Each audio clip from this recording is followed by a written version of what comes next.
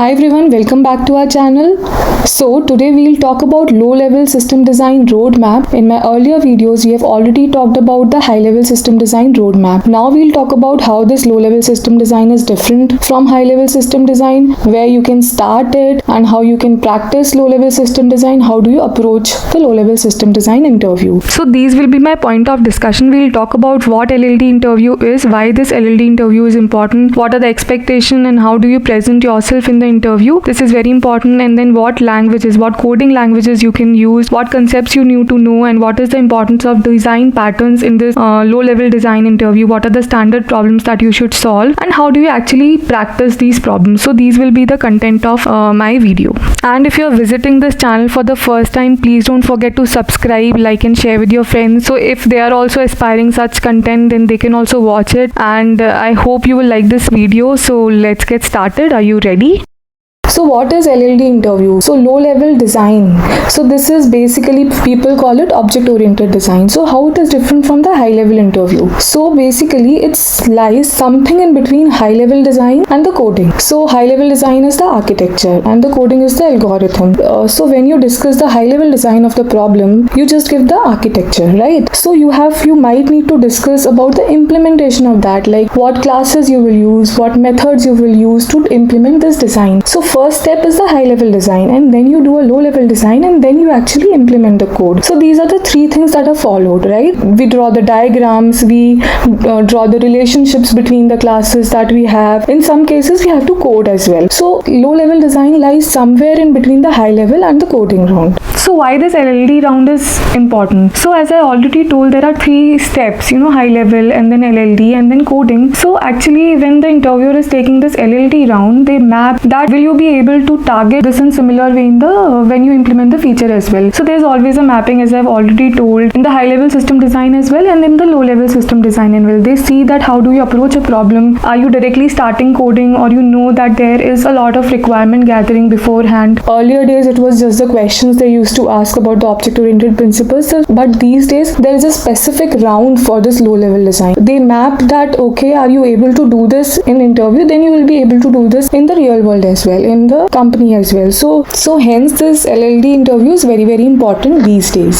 So now the foremost important thing is how do you present yourself in the interview. So it has been seen that people have not a lot of knowledge, they understand the problem very well, but they're not able to present well in the interview. So there is a gap between what you know and how do you present in the interview. So that is very, very important. HRs also say that, and in the feedbacks also it said that candidate just directly started with coding the solution, so it's not expected by the interviewer. They see that how do you approach the problem, and are you collecting the requirements first and foremost or not, or you're directly coding the problem. So that is very important. How do you approach this interview? And that's how they see that you will be doing in the real life as well. You'll be coming back to the manager again and again for the requirements, or you will gather the requirement first and then you move ahead. So this is important to see how do you present in the interview. So telling here that there will be two types of LLD. There can be two types. One is just the whiteboard design. They just ask you to draw the classes, the UML diagrams, or the relationship between the classes. And other ways, they ask you to implement the application. So they would expect you to write the code, the classes, the implementation, the methods and everything, and the relationship between the classes as well. So how do we approach this? So the first and the foremost, as I already told, is clear the system requirements first. If you are designing a parking lot, you should know what type of vehicles we can be parked here, 2-wheeler, 4-wheeler, 6-wheeler, how many slots are there, or how many levels will be there for the system design, or you're designing an elevator. So you should understand the requirements first, and there's no harm asking and collecting the requirements. So you should be at the front step. So you should be the one who is talking. You should understand the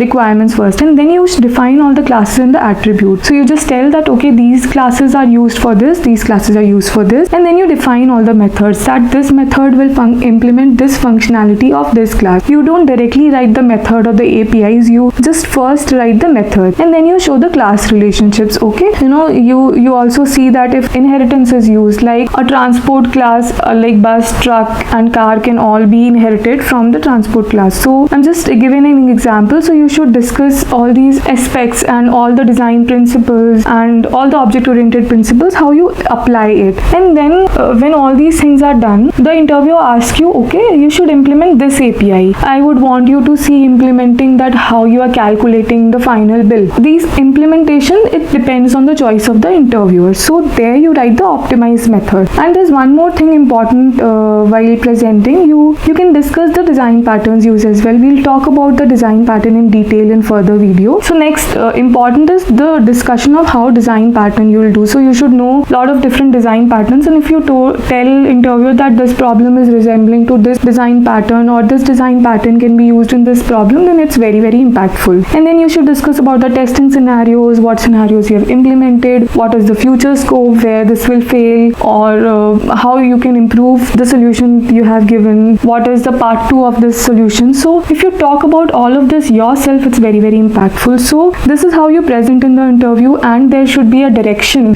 So that will be my clear advice I have given in my other video as well. So now the question comes is, what programming language should use in this interview? So any object-oriented programming language is fine. I'll say you can use Java, C++, Python, any language that you are comfortable in. But if you're starting on the language, then I would suggest that you should start with Java, because Java is used in most of the companies, and there are a lot of tutorials for Java. I mean, there are tutorials for other languages as well, but if you take my suggestion, you can start with Java. But otherwise, it's definitely your choice that you use either of these 3 languages. So now let's discuss about the concept you should know before. So first and the foremost important thing is object-oriented principles. So obviously this is object-oriented design, and you should know everything about the classes, objects, encapsulation, abstraction, what is abstract class, what is interface, inheritance, polymorphism, runtime, compile time polymorphism, overriding and overloading. So there is this very good Java T-point resource that you can follow. I will provide link in the description. Or many people follow Head First Java book or object-oriented Balaguru Swami book as well. So if you are in college or you have a lot of time, you can definitely go through the books. Otherwise, Java T-point resource is also sufficient for you to understand these principles. So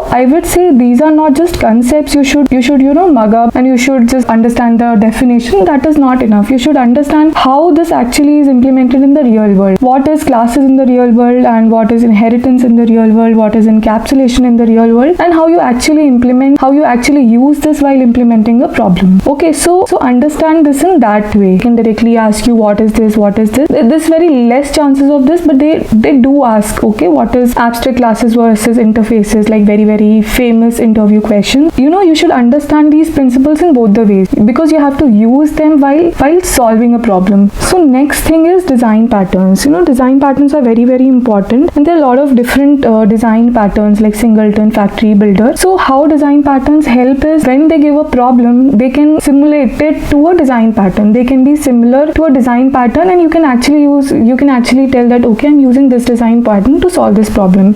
You can use tutorial points to understand this design patterns. There are a lot of good resources otherwise as well for the design pattern over the internet. I will give few links in the description. Tutorial point is enough and concrete. You can follow that to understand the design patterns. So you should completely understand what a design pattern is, where it is used, and you should know how to code a design pattern. Like singleton is the most asked pattern, or the factory or the builder. And then have you used this pattern in the past? So this tells the interviewer that, okay, you have been working on a service, on an architecture, then do you understand that how the object-oriented principles have been used in your code, or you just see through the code? Okay, so this is helpful for giving different approaches of the problem as well. There's a problem and you can solve it by using many design patterns. So this is helpful in that way as well. Now the standard problems. So okay, there are a lot of standard problems that are asked, like parking lot is like most common problem that they ask, and I have even been asked this problem like 3 or 4 times in my interview. Elevator system design, ticket booking system, book my show, blackjack, and there are a lot of other problems. I'll also mention this in the description box. You should do one problem of each type. I mean the game problem, the logistics system. So if you practice these standard problems, it's definite that you will be able, it's like maths. If you do 7-8 problems, then definitely you will be able to target 9th or 10th problem as well. So that's how I look coding, system design, and everything.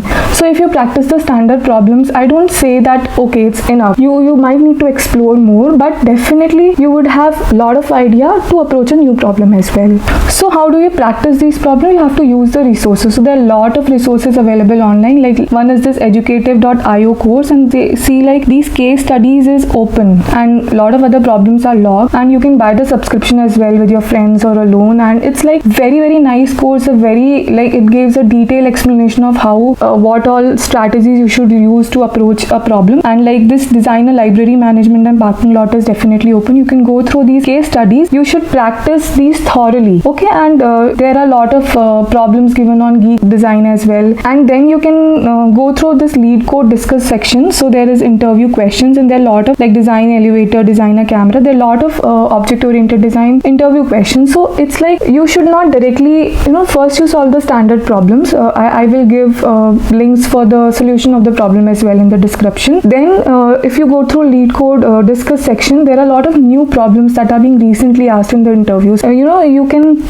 check out the comments how people are approaching these problems, or they might have approached in their interview. You can discuss with them. You can think, okay, how would I have been approached this interview? So then the important part is solving the problem step by step as done in the interview. So now okay, now you've solved some problems, you have the understanding. Now when you solve the next problems at home, so you should create that interview environment that, okay, I'll do it this like step by step. You do it. You just don't directly read a problem. You create an interview experience, like interview environment, and you do it step by step. So that will be very helpful for you.